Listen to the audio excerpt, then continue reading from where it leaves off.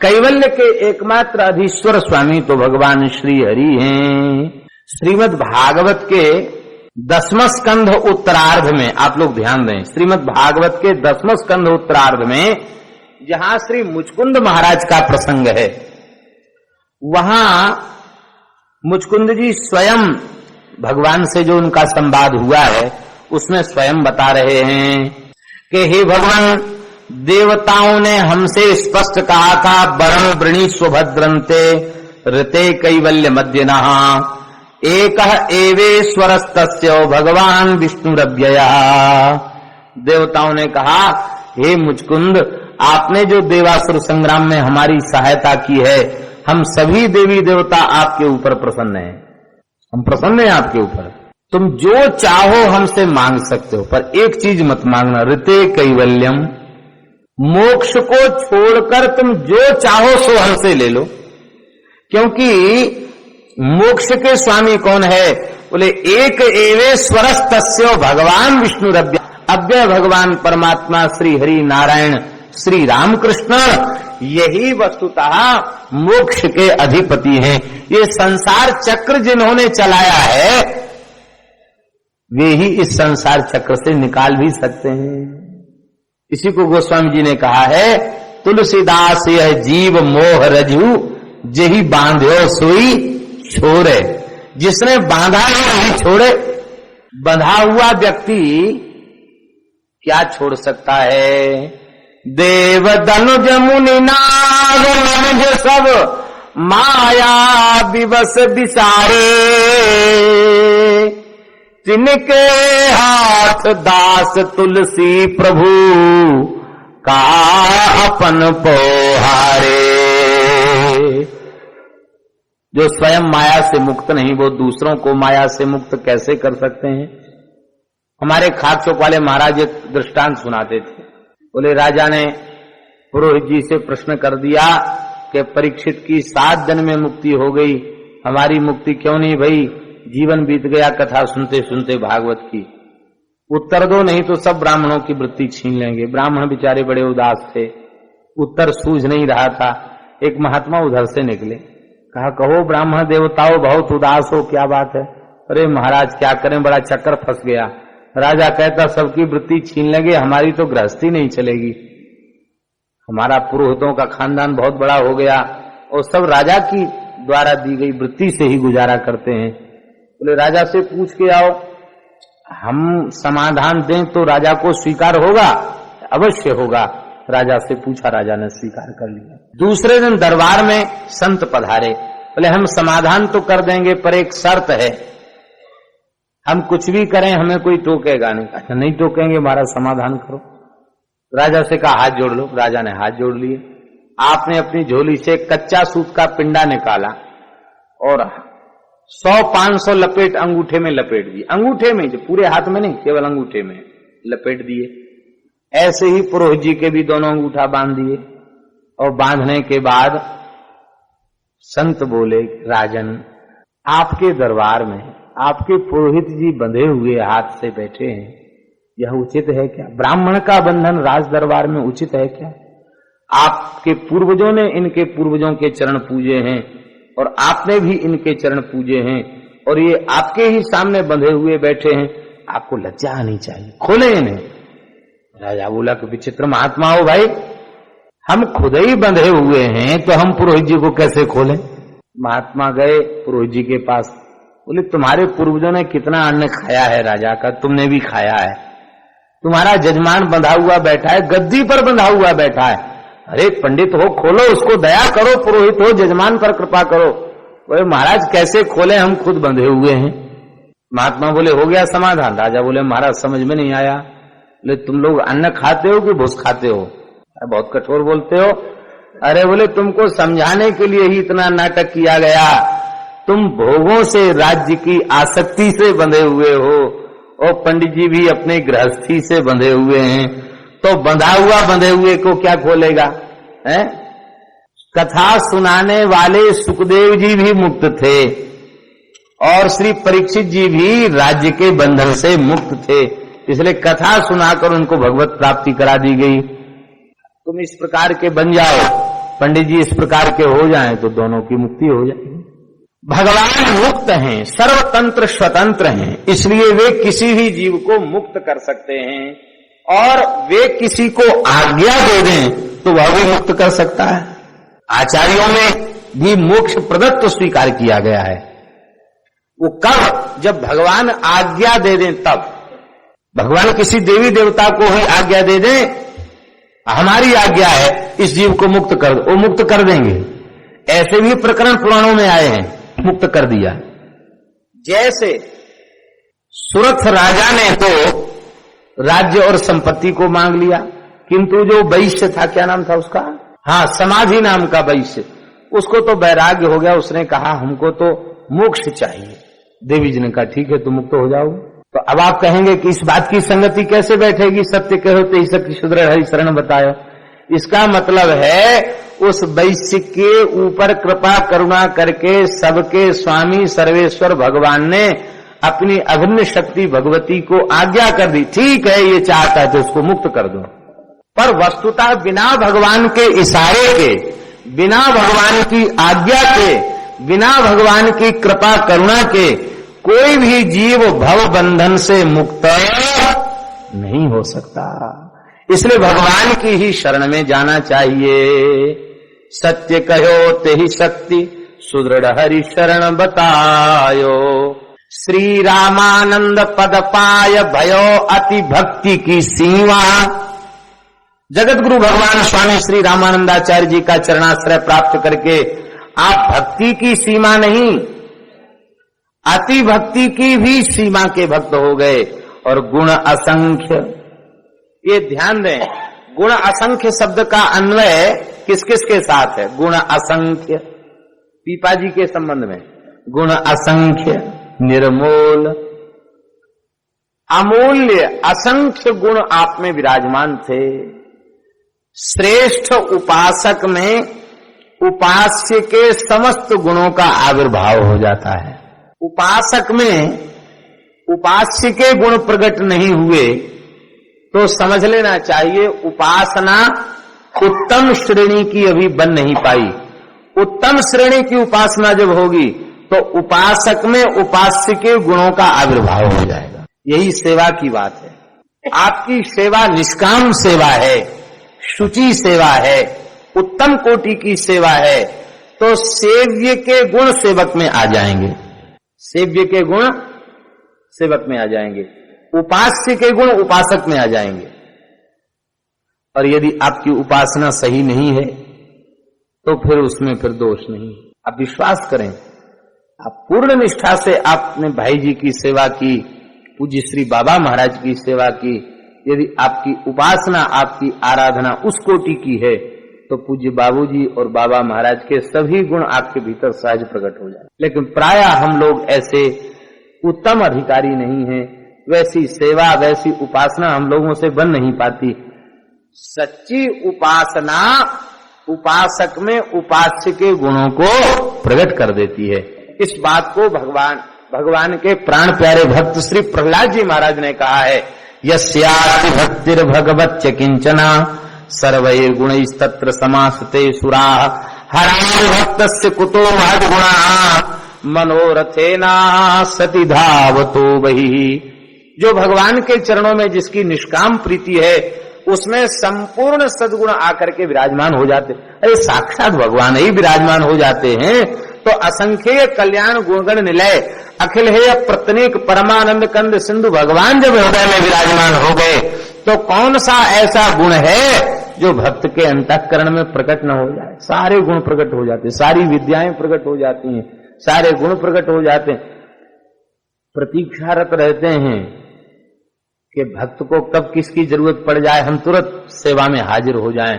कहीं भक्त ने हमारा उपयोग कर लिया तो हम धन्य हो जाएंगे। हमारे श्री अयोध्या के एक संत थे, बड़े दिव्य संत थे, परम समर्थ संत थे, परमहंस स्वामी श्री मंगलदास जी महाराज, राम मंगलदास जी महाराज, गोकुल भवन वाले महाराज, सिद्ध संत। एक जर्मन का व्यक्ति आया, उत्तम जिज्ञासु था, पुरानी बात, और जर्मनी में बोले। साधुओं में तो ज्यादा लोग पढ़े लिखे होते नहीं, और पढ़े लिखे भी हों तो फिर वो राम जी की शरण में आने के बाद नई पढ़ाई पढ़ने लग जाते, पुरानी पढ़ाई भूल जाते। अब वो जर्मनी में बोले, किसी ने उससे बात तक नहीं किया। अब उसको जिज्ञासा थी, महाराज के पास पहुंच गया। जैसे महाराज के पास पहुंचा तो महाराज को अनहद जोर हुआ था कि वो सुन नहीं पाते थे व्यक्ति की बात, तो स्लेट पर लिख के देना पड़ता था, और जब वो लिख के देते तो फिर वो बोल करके सुनाते थे। तो उसने अपनी भाषा में स्लेट पर लिख करके प्रश्न पूछा। तो आपने कमरा तो बंद था, उसको बिठाया था अपनी कोठरी में, चेलों को इशारा किया कि तुम बाहर हो जाओ। बाहर हो गए। तो केवल वो भगत था जर्मन का, जिज्ञासु, और महाराज जी। तो उसके प्रश्न को पढ़ करके महाराज जर्मनी भाषा में उससे बातचीत करने लगे। अब बाहर के लोग बड़े आश्चर्य में कि मुश्किल से 4 दर्जा पास हैं महाराज, ये जर्मन में कब चले गए, जर्मनी भाषा कब पढ़े आए, वो जर्मनी भाषा में बातचीत करने। ऐसे उनके जीवन के कई प्रसंग हैं, किसी भी भाषा में बातचीत कर ले। कहाँ पढ़ने गए? कहीं पढ़ने नहीं गए। जब उन्होंने जिस विद्या का स्मरण किया वो आ गई। हमारे पूज्य गुरुदेव श्री भक्तमाली जी महाराज, ताड़वाली कुंज की ही घटना है। परम श्रद्धेय पूज्य पंडित जी के, पंडित श्री भक्तमाली जी महाराज के दौहित्रों के जो पुत्र हैं, उनमें से किसी एक का पाटी पूजन था। पाटी पूजन अक्षर आरंभ होता, पाटी पूजन होता है। तो पाटी पूजन को लेकर वो स्लेट सामने रखी, महाराज जी से कहा आप कुछ लिख दीजिए पाटी पर। महाराज जी राधा लिखने लग गए। पहले तो देवनागरी लिपि में लिखा श्री राधा, इसके बाद बंगला भाषा में लिखा श्री राधा, फिर उड़िया भाषा में लिखा श्री राधा, फिर उर्दू में लिखा श्री राधा, फिर अंग्रेजी में लिखा श्री राधा। जबकि अंग्रेजी तो पढ़े नहीं थे, उर्दू तो चलो उन जमानों में चलती थी, उर्दू तो पढ़े थे। वो उड़िया भी कभी लिखते नहीं थे, बंगला भी कभी लिखते नहीं थे, पर उड़िया, बंगला, उर्दू और भी जाने कई भाषाओं में पूरी स्लेट पर राधा राधा लिख दिया। ये अमुक भाषा के अमुक भाषा के अमुक भाषा के अमुक भाषा। पूज्य मामा जी भी उस समय वहां विराजमान थे, तो वे आश्चर्य में पड़ गए कि अरे महाराज जी इतनी भाषाओं को कब से जान गए। बाद में महाराज जी ने हंसते हंसते कुछ कहा नहीं, कब सरकार आपने तो कई भाषाओं में श्री राधा लिख दिया। तो बाद में सबको मिटा करके देवनागरी लिपि में श्री राधा लिखा था, वो बच्चे को हाथ पकड़ करके राधा लिखाया। ये महापुरुष सारी विद्याएं, सारी कलाएं, सारे गुण उनके हृदय में विराजमान होते हैं। क्यों ना हो, असंख्य कल्याण गुणगण निलय जब ठाकुर जी उनके हृदय में बसे हुए हैं, तो कौन सा ऐसा गुण है जो उनके भीतर न हो। परम श्रद्धेय प्रातः स्मरणीय इस वर्तमान युग के श्रेष्ठ महापुरुष परम श्रद्धेय पूज्य श्री पोद्दार जी महाराज, कितना साहित्य सृजन किया। दास को तो उनका साक्षात दर्शन नहीं हुआ, लेकिन गीता प्रेस जैसी संस्था की कल्याण पत्रिका का संपादन करते हुए, इतने लोगों से व्यवहार करते हुए, जिज्ञासुओं की जिज्ञासाओं का साक्षात एवं पत्रों के माध्यम से समाधान करते हुए भी, और इतना विपुल भक्ति साहित्य का सृजन कर दिया। संभवतः किसी मनुष्य के बस की यह बात नहीं है, समाहित नहीं होता बुद्धि में। और इतना अधिक भक्ति साहित्य सृजन करने के बाद भी वे भाव राज्य की इतनी अद्भुत गहराइयों में डूबे रहते थे कि हमने तो सुना है कि माताजी प्रसाद की थाली लेकर आई और भाई जी चले गए समाधि, क्षण क्षण में भाव समाधि में चले जाते। इसी गीता वाटिका में बोलते बोलते समाधि लग जाती भाई जी। ये अंतःकरण की उनकी भूमिका थी कि मुझे बहुत प्रयास पूर्वक भीतर से बाहर आना पड़ता है, बहुत प्रयास करना पड़ता है भीतर से बाहर आने के लिए। ये उनके अंतःकरण की स्थिति थी। ऐसा क्यों, ऐसा कैसे संभव है? उसका मूल कारण है उनका हृदय नित्य वृंदावन बना हुआ है। उनके हृदय में युगल सरकार निरंतर क्रीड़ा कर रहे हैं। तो फिर कौन सा ऐसा सद्गुण है, कौन सी ऐसी विद्या है जो उनके हृदय में प्रकट न हो जाए? इसलिए गुण असंख्य निर्मोल, असंख्य निर्मोल गुण पीपा जी के अंतःकरण में प्रकट हो गए। क्योंकि असंख्य कल्याण गुण निलय श्री सीताराम जी निरंतर उनके हृदय में विराजते हैं। तो कौन सा ऐसा गुण है जो पीपा जी के हृदय में प्रकट न हो? और आपके गुणों को गुण असंख्य निर्मोल संत धरि राखत ग्रीवा, संत अपने कंठ में पीपा जी के गुणों को कंठहार बना करके रखते। इसका मतलब है कि साधु मात्र व किसी संप्रदाय का साधु हो, पीपा जी सबके हृदय में, सबके कंठ में, सबकी जिह्वा पर विराजमान रहते। अपने समय में तो पीपा जी ऐसे महापुरुष हो गए कि संतों के तनवन प्राण में पीपा जी ही बस गए।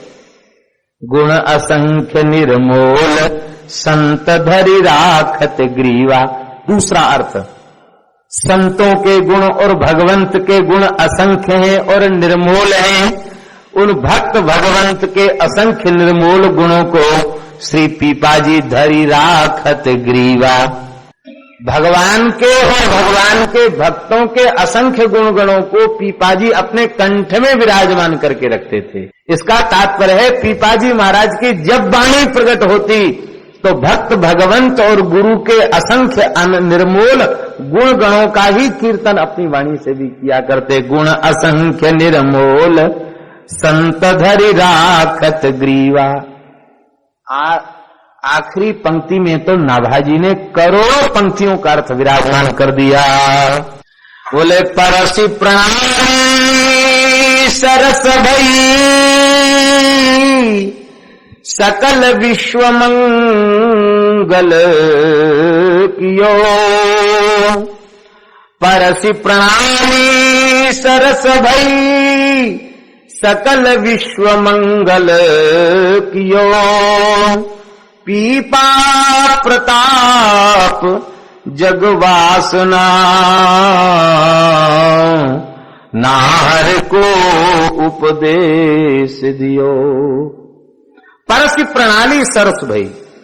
श्री पीपाजी महाराज ने भक्त भक्ति भगवंत और गुरु इनकी ऐसी अनन्य निष्ठा पूर्वक उपासना की, ऐसी उपासना की कि इनकी उस सरस उपासना का संस्पर्श प्राप्त करके वैष्णवों की आराधना उपासना पद्धति सरस तो पहले से ही थी, पर पीपा जी के चरित्र का संपर्क संबंध प्राप्त करके भक्त भक्ति भगवंत गुरु की जो उपासना प्रणाली है वह अत्यंत सरस हो गई। इसका मतलब है कि कठोर ज्ञान वैराग्य के कारण यद किंचित जो शुष्कता और नीरसता जैसी दिखाई पड़ती थी वो भी मिट गई। ज्ञान और वैराग्य भी रस और प्रेम से सराबोर हो उठे। परसि प्रणाली सरस भई सकल विश्व मंगल कियो।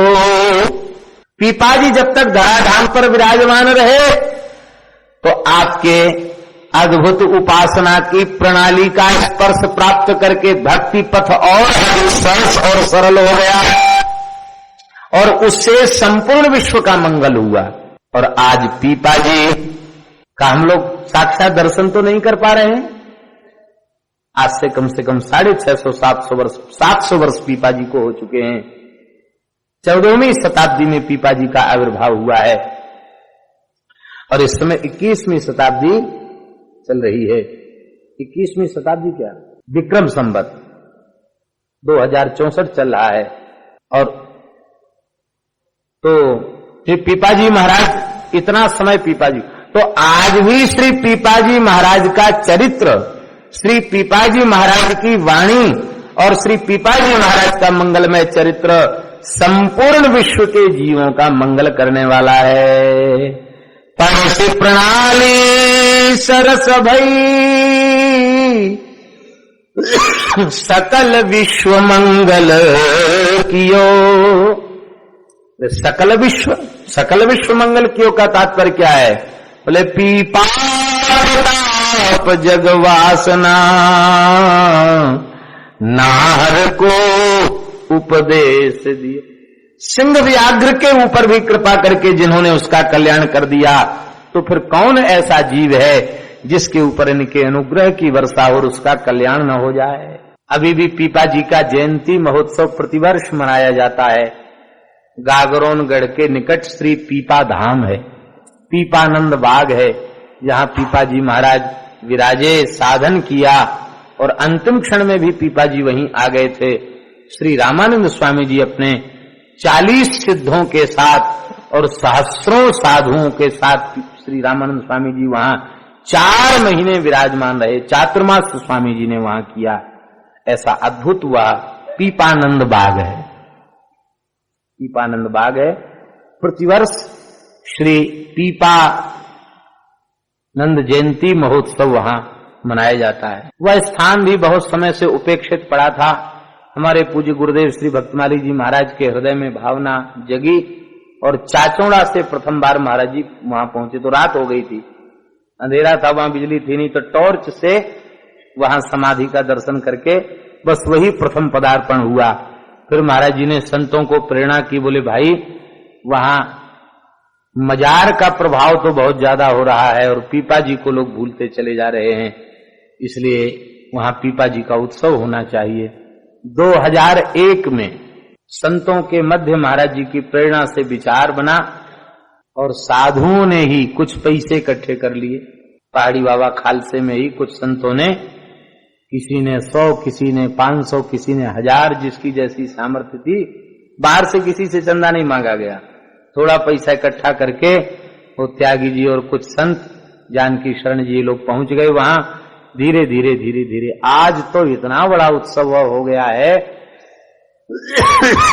प्रदेश का एक, राजस्थान प्रदेश का उत्सव हो गया। मामा जी भी पधारे, बहुत विशाल उत्सव हो गया। अब तो वह उत्सव इतना विशाल हो गया है, राजस्थान सरकार ने, राजस्थान की वर्तमान मुख्यमंत्री ने पीपा जी के मंदिर के जीर्णोद्धार के लिए कितना 98 लाख रुपए का अनुदान मंजूर किया है। 98 लाख का तो अभी और पैसा लगे, तब 1.5-2 करोड़ रुपए लग जाएगा पुनः मठ के जीर्णोद्धार का। तो आज तो वहां बहुत विशाल उत्सव होता है, महापुरुषों का यह अनुग्रह है। और वहां जाने पर आज भी पता चलता है कि संतों की जागृत भूमि है। संतों ने इस स्थान पर बैठ करके भजन किया। ये झालावाड़ से 5-7 किलोमीटर दूर है, ज्यादा दूर नहीं। कोटा तक तो रेल जाती है, कोटा से झालावाड़, झालावाड़ से गागरोनगढ़। बहुत अच्छी जगह है, प्राकृतिक सुरम्य जगह है। परस प्रणाली सरस भई सकल विश्व मंगल कियो, पीपा प्रताप जग वासना नाहर को उपदेश दियो। पीपा प्रताप जग वासना नाहर को उपदेश दियो। पीपा प्रताप जग वासना नाहर को उपदेश दियो। पीपा संत और सीता सहचर की लीला अपरंपार। पीपा संत और सीता सहचर की लीला अपरंपार। हाँ, लीला अपरंपार, लीला अपरंपार, लीला अपरंपार, लीला अपरंपार। संत और सीता सहचर की लीला अपरंपार। पीपा संत और सीता सहचर की लीला अपरंपार। हाँ, मनुष्य रूपा के अवतारा, मनुष्य रूपा के करना हेतु जग भक्ति प्रचारा, भक्ति प्रचारा। प्रगट भे गागरोन गढ़, प्रगट भे गागरोन गढ़। रहे देवी के पद मन लाय, रहे देवी के पद मन लाय। संत जन को सेवक भरी भाय, संत जन को सेवक भरी भाय। इस प्रकार से वे संतों की सेवा भी करते। श्री प्रियादासी टीका में बड़ा सुंदर वर्णन कर रहे हैं। गागरो न गड़बड़ पीपा नाम राजा भयो, लयोपन देवी सेवा रंग चढ़ो भाइये, आए पुर साधु सीधो दियो सोई, जोई सोई लियो, कियो मन मांझ प्रभु बुद्धि फेरी डारिये, रोयो निसी सोयो निसी रोयो देखी, सुपनो बिहारी, प्रेत बिकराल देह धरी के पछाड़िए, अब न सुहाय कछु वही पाए पर गए, नई रीति भई वाह भक्ति लागी प्यारिये। गागरोनगढ़ के नरेश श्री पीपा प्रताप राय, जिनका आविर्भाव श्री कड़वा राय संत बप्पा राय के यहाँ संवत 1417 में चैत्र पूर्णिमा को हुआ और इसके बाद संवत 1442 में इनका राज्याभिषेक हुआ। देवी जी का साक्षात्कार इन्हें प्राप्त था। श्री देवी जी को 40 मन अन्न का नित्य भोग लगाते थे और महाराज सैकड़ों ब्राह्मण दुर्गा सप्तशती के पाठ में लगे रहते थे। संपुटित पाठ होता रहता था, नित्यंत नित्य कम से कम 1000 चंडी पाठ तो नित्य होते थे उनके यहाँ। 1000 चंडी पाठ नित्य होते, निरंतर उपासना होती रहती।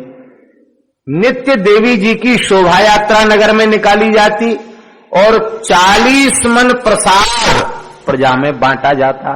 आप लोग सुन चुके हैं कि संत बप्पा राय ये बड़े उच्च कोटि के भक्त थे, बड़े प्रतापी शूरवीर थे और बड़े उच्च कोटि के भक्त थे। इसलिए उनके राज्य में संतों की जमातों का आवागमन था।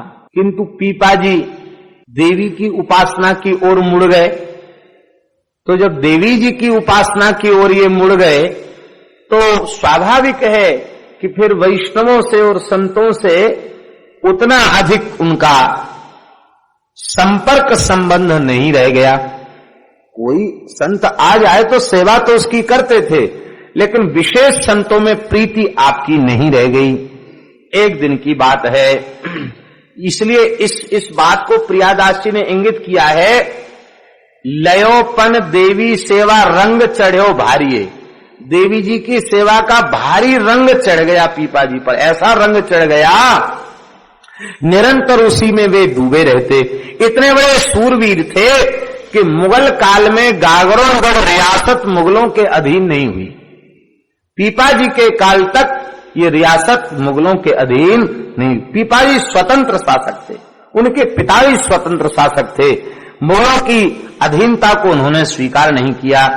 एक समय संतों की जमात वहां आई। आजकल संतों की जमातें घूमना बंद जैसा हो गया, इसीलिए